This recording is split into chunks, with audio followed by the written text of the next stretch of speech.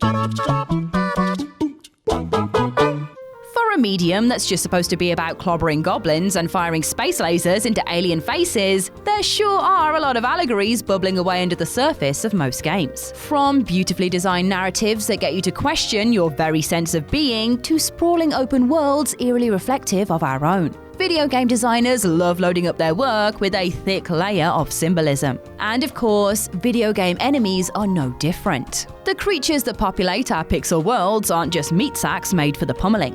Designers have pored over how to make monsters worthy of defeating, whether that's in twisted reflections of characters' psyches or by distilling primitive fears into something horrifyingly tangible, making for some of the most interesting and deep creations you can find in modern media. Of course, this is all one long way of saying spooky monsters have more to them than just looking a bit weird, really, as I'm about to reinforce in this list. But hey, you guys already knew that. It's your comments that have made the cut in this never-ending monster manual. I am the Dungeon Master, Ash from WhatCulture Gaming, and these are the 8 weirdest video game enemies and what they represent. Commenter edition. 8. MANTIQUEEN, The Outer Worlds. Science fiction as a genre endeavours to make everything bigger, badder, and more mind-blowing than ever. So it makes sense that The Outer Worlds took this mantra to heart and gave us planets full of larger-than-life flora and fauna. Pop culture reigns free, with Firefly and Serenity, Red Dwarf, and Futurama laying claims to part of the world building and dialogue. But The Outer Worlds takes its enemies and makes them completely their own, like the oft-found mantisaur that has been blown up to epic proportions by failed terraforming. Mantisaurs are your average space-age praying mantis gone rogue, taking their inspiration from the mantis name and turning it into some twisted version of a giant dinosaur. And whilst a big insectoid monstrosity is enough for some good plasma battles, the message of the mantisaurs seems to be representative of the fear of the future. The fear of building, the fear of technology gone wild, and the fear of a habitat coming back to claim what once was. That the MANTIQUEENs are designed with some serious trypophobia, the fear of clustered holes, seems to want to reinforce this blind fear of nature even more intensely.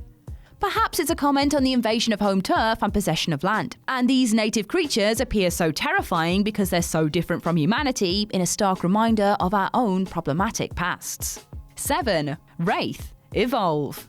Of course I had to put this in the list. Evolve might not have been everyone's cup of tea, but that doesn't mean it didn't have some badass monster design poured into it that deserves a little bit of love. The Goliath, the Kraken, and the Behemoth all served budding monster enthusiasts well. But it is undeniably the Wraith that stole the show when you got to unlocking her. And I speak in the past tense here, as Evolve got its servers shut down. May it forever rest in peace. But before that calamitous event, the Wraith offered up some seriously spooky gameplay in a stealth-based combat. Fast-moving, floating, and armed with a set of pincers as well as an extra set of arms, the developers wanted to make something a little bit of King Kong and a lot of Predator, in what feels like a giant monster movie made playable. And that influence is clear in the Wraith's ability to abduct her prey, at the very least, a la Kong's own Empire State Building romp. Design director Chris Ashton said of the creative process, "We had a bunch of ideas for teleporting around and spawning decoys. That led us to thinking about sirens. We started thinking about mermaids being very deceiving and calling the hunters to their doom. With the long tendrils for legs and effeminate smooth form, that mythological influence reads nicely across the Wraith, only as if she's swimming through the air instead of through water." 6. MAKKAPITEW and Wendigos, Until Dawn. As the narrative of Until Dawn unfolds, it's discovered that Wendigos are responsible for death and destruction across the mountain peak, possessing those that have been driven to cannibalism in desperate times. This, of course, includes the miners caught in an accident of the 1950s that make up the bulk of the monsters attacking our party. And poor Hannah Washington from the fateful night she and her sister went missing a year prior. Wendigos in mythology are from Algonquin stories and have been recreated very faithfully by the developers in-game. Hannah as a Wendigo is particularly interesting, however, as she represents the much larger, much more powerful spirit of MAKKAPITEW, insinuated to be possessed by the strongest Wendigo by her larger size and greater aggression. MAKKAPITEW is the Algonquin word for one who has big teeth, which seems like a fair enough assessment given this one's hunger for killing the humans that have come to bother its mountaintop home, as well as coming full circle on eating being the integral part of creating a Wendigo. Her transformation into one of these creatures is symbolic of her being outcast from her group, as Wendigo legend can depict them as isolated, rejected individuals, with Hannah taking on the monstrous form of their cruelty and enacting it back upon them. 5. Watchers, Metro series. The Watchers of the Metro series have adapted with each title, but they always keep to roughly the same appearance. Somewhere between a wolf and some kind of goblin, the Watchers are particularly canine in their mutated form, with facial features and a gait that could be argued to be that of a dog, at least before the nuclear war, of course. Interestingly, despite being based on a book originally, the game's vision of a Watcher seems to take much of its inspiration from the Barghest of Dungeons & Dragons, who's originally based on the mythological creature of the same name. The Barghest is a big old black dog, one that serves as an omen of death. The latter half of its name, guest, is born from the old speech of ghost in northern England, with the name as a whole referring to town ghost. It makes sense that the Watcher takes its inspiration from this supernatural entity then, being the last haunting remnant of a world that once was in its mutated, ghastly form. The name was changed from Watcher to Watchman in the most recent Metro Exodus, perhaps as a reference to their penchant for having lone scouts that then called a pack over to attack. 4. Sewer Centipede, Dark Souls 3. As with all things in From Software games, the sewer centipedes are downright horrible. Appearing initially in the waters as the floating corpse of a woman with long black hair, it doesn't take long for these things to rear up and go full mutated grudge on any player foolish enough to get too close to them. Like being drunk in a metal bar full of long-haired men, whilst the sewer centipedes' backs might seem like a woman, their fronts are nothing of the sort, replete with numerous arms and grabbing hands in a spidery mess of limbs and pale skin. Looking to Japanese folklore then, the sewer centipedes bear many similarities with the Jorogumo, likely where they draw inspiration from.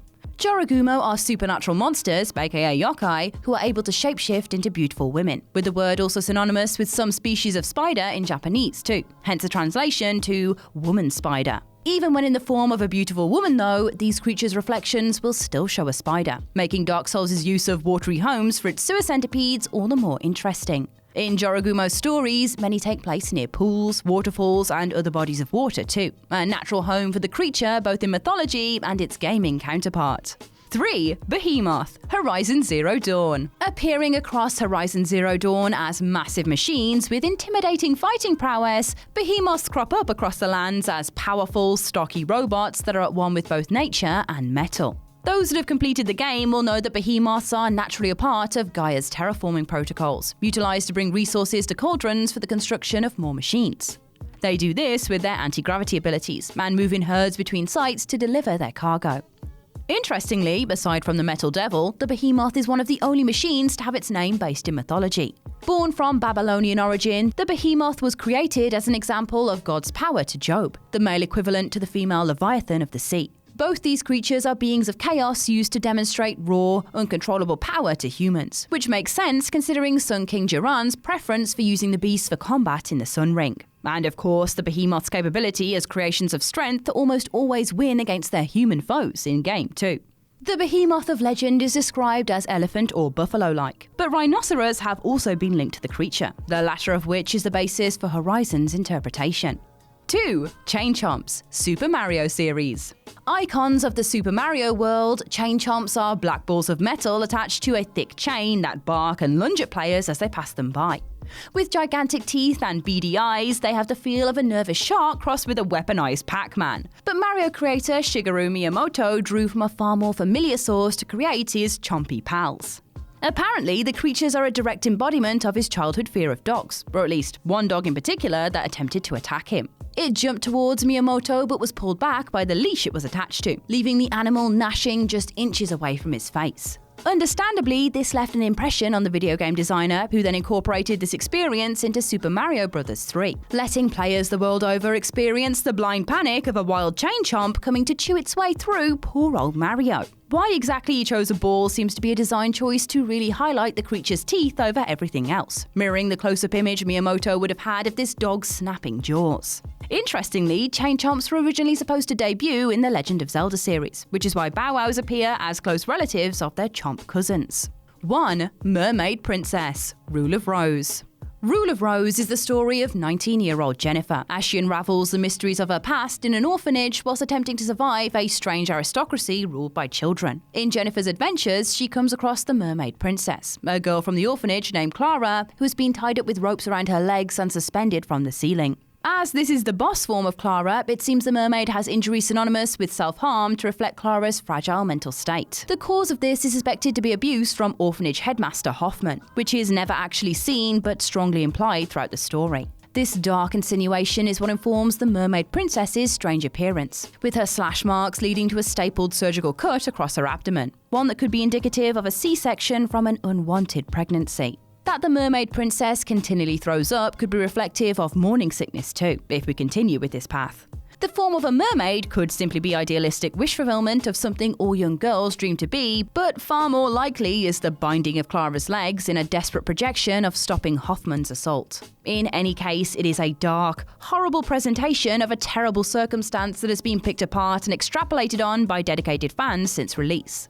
They have diligently honed in on this reading online, and it goes some way to explaining how Rule of Rose was so fiercely controversial upon release.